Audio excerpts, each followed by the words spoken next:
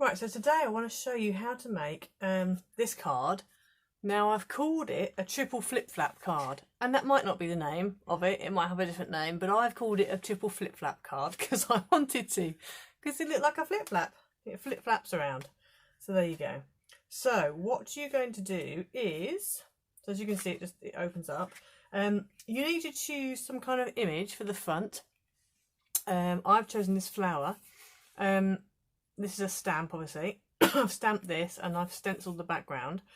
If you can't find a stamp big enough, because I was sort of struggling a little bit, this stamp, when I stamped it, had a lot of space around the outside, had a lot of space top and bottom, and quite a bit of space sort of round, and there was a lot too much white for my liking, which is why I stenciled the little pattern on the background.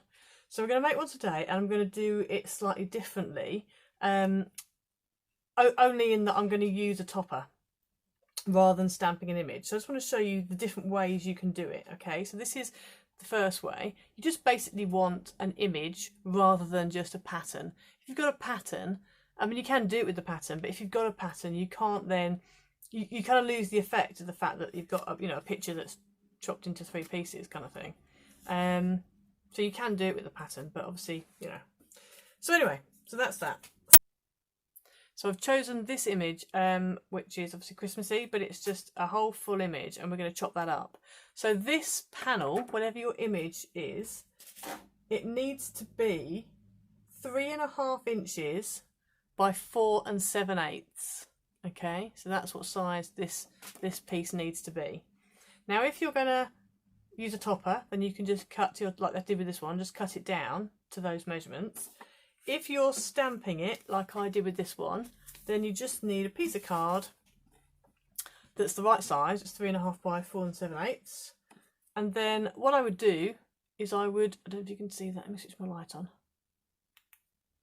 I don't know if that helps. Is you can then draw the lines on the thirds. I'll give you the measurements for that in a minute. And then stamp your image, because then you can make sure, so for example, if I use this stack of parcels, which is actually quite a good image to use because it's tall enough. There's a bit of white space either side, but it's not too bad. But as you can see, if I stamp that, then I know this half here, this third, is going to have a present in it. This third here is going to have a a stack of middle bit, and that's got enough. There's enough of the image on each of the thirds. What you don't want to end up with is, say for example, now I know these are pre-stamped, but say for example this is a stamp. Say you were going to use, I don't know, this flower. Number one, the problem with that is you've got a lot of white space. And number two, the problem with this is that once you cut down this line, you're literally going to have that tiny bit of petal. And that's it in that top section. So you want something that is adequately going to fill all 3 sections. Okay, so you need to think about that when you're choosing your image, your stamp, your whatever. The other thing you could do, if you had, like with some embossing folders, you can get embossing folders where they are a whole scene, or they're not just they're not an all over pattern. So they're not like this, where you've got an all over pattern. I mean, the seashells one could work, possibly. Yeah, maybe. But you haven't got an all over pattern, you've got more of a picture. So this one here, if you can see that very well, you can see it's flowers up the side, and then you've got the spot in the middle. So it is more of an image than just an all over pattern.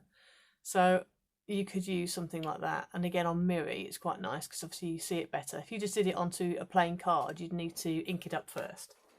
So that all being said, we're going to go ahead with this one. So that's your image. So your image is, as I said, 3.5 by 4 7/8. You then need a matte layer for that image, and if you just lay it straight on, it's too big. Okay, but the reason why it's too big is because you've got borders around each one of these flip flaps.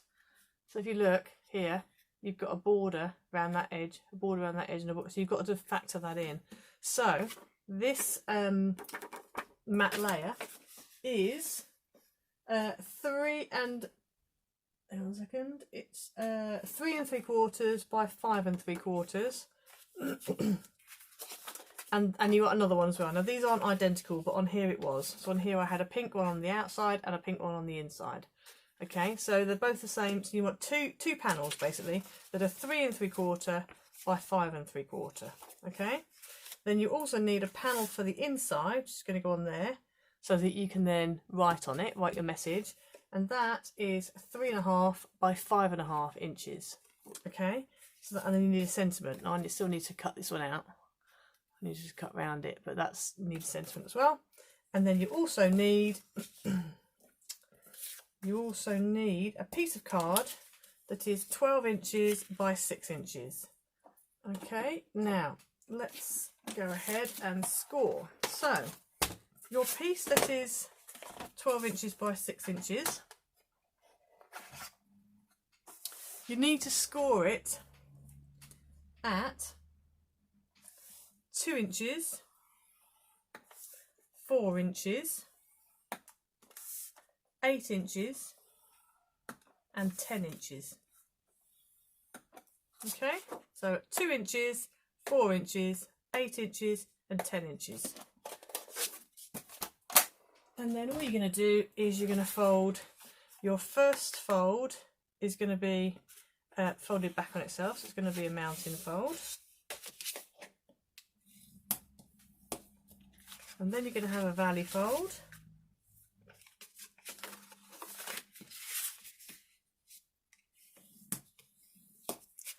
And then you can do the same on the other side. So you're going to do a mountain fold first.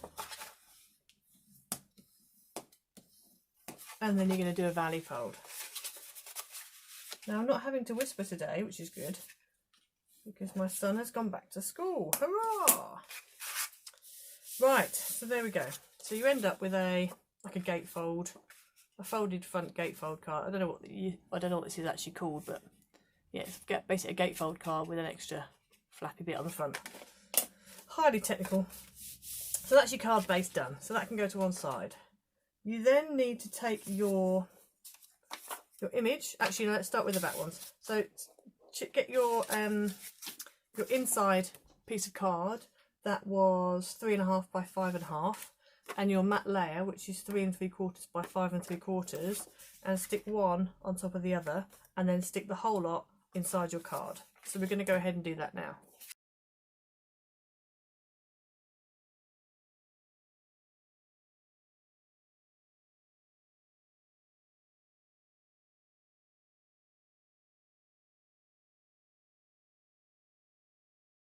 Right, so once you've done that, you should end up with that as a card. So now what you're going to do is you're going to take your image, whatever you've done, either a stamped panel or whatever you've done, and you are going to just get my ruler. You're going to measure 1 5/8. So turn it over on the back if you've got a topper like me. Turn it over on the back, and you want to measure. Now I would, if I were you, I would measure 1 5/8 from the top, and then measure 1 5/8 from the bottom. The middle one will be slightly less than 1 5/8, like a 1/16 of an inch, slightly smaller, but that's fine. But at least then you've got top and bottom are the same, and the middle's just slightly different. So that's, that's fine. Then what you want to do is you want to go ahead and cut your image in half, not in half, in thirds. So you end up with your image. Oh, no, wrong way up. Cut into thirds. Okay, now it's always a bit heartbreaking cutting your image up in thirds, but anyway, it's okay. Once you see it all together, it's fine. Right, so then you want to take your matte panel. Now, this is a bit of a tricky one. You're going to cut this into thirds, and you're going to cut them at 1 15/16. So basically, it's when you look at your ruler, where you get to the 2 inch mark, the little you should have, like mine has. I don't know if you can see my ruler. So my ruler's got not this bit, ignore this bit, but this bit here, you've got a 1/16 and 1/8 all the way along. So obviously where your 1/8 is, there's a little mark in between the 7/8 and 2 inches. There's a little mark in between. So you want to do it there. If you don't have that on your ruler, then just go for halfway between 1 7/8 and 2 inches, basically. So you want to again measure at 1 and 15/16 here, and then the same on this side. And the middle bit again will be slightly smaller. So your middle bit will be 1 7/8. But that's fine because your middle bit on here is smaller, so that's fine. Okay.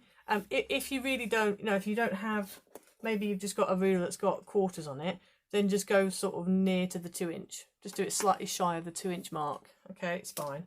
You know, a 16th here and 16th there is nowhere really. So we're now going to go ahead and cut this into thirds.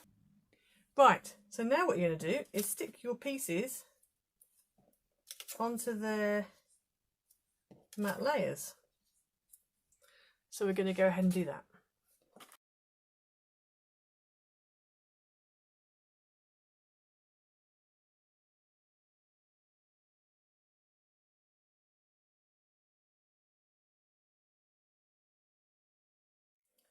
Right, so once you've stuck all your layers down, you should end up with 3 pieces. So now what you want to do is, you're going to now stick them onto your front, and you're going to stick the top one on, and the bottom one, and the middle one.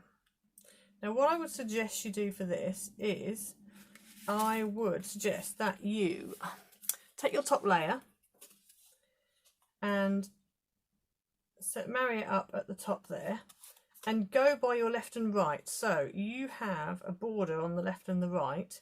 So if you try and make your border at the top the same size, if not a tiny bit smaller, hello cat, then that will be good. So what you're going to do is you're just going to stick down this top one, just on that 1/2. If you want to, you can spin it over, make a line on the back so you know where to stick it. So we're going to go ahead and do that now. Actually, the other way of doing it is you can just flip your panel over. Excuse my messy back. So if you make a little mark, top and bottom, so that's in the right place. So I'm putting a little mark, and I'm putting it not exactly where the halfway line is. I'm putting it literally like, I don't know, a 1/16 of an inch in. Just a tiny fraction in, just so I know it's not going to overspill. So then we're going to put some tape on it and stick it into position.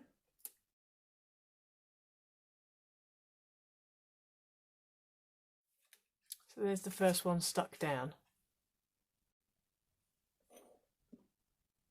Okay, so now I would take the next one down, which is this one, and I would stick that on next, but you need to make sure that you're sticking it so it's in line left and right, and then there's the tiniest of gaps.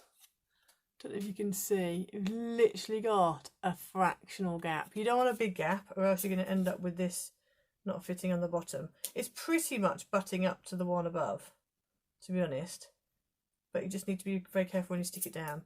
This one you're only going to stick on the right hand side. So this one we stuck on the left hand side, this one is sticking on the right hand side.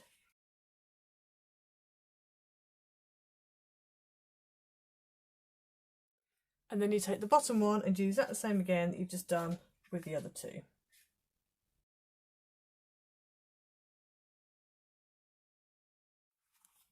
There you go.